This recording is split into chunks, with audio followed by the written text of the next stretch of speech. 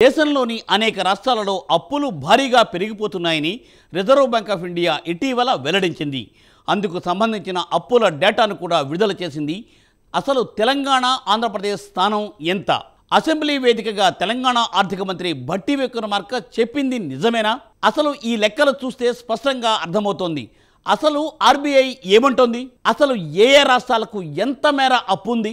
గత 5 సంవత్సరాలలో పలు రాష్ట్రాల్లో అప్పుల భారీ పెరుగుదల ఉందని ఆర్బీఐ అంటోంది.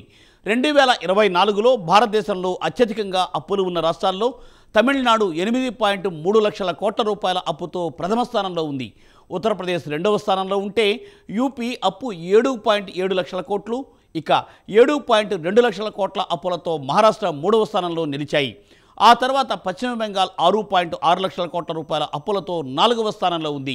అలాగే 6 లక్షల కోట్ల రూపాయలతో కర్ణాటక 5వ స్థానంలో, రాజస్థాన్ 5.6 లక్షల కోట్ల రూపాయలతో 6వ స్థానంలో కొనసాగుతోంది.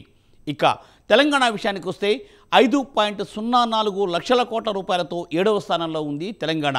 ఇక ఆంధ్రప్రదేశ్ 4.9 లక్షల కోట్లతో 8వ స్థానంలో కొనసాగుతోందని రిజర్వ్ బ్యాంక్ ఆఫ్ ఇండియా వెల్లడించింది.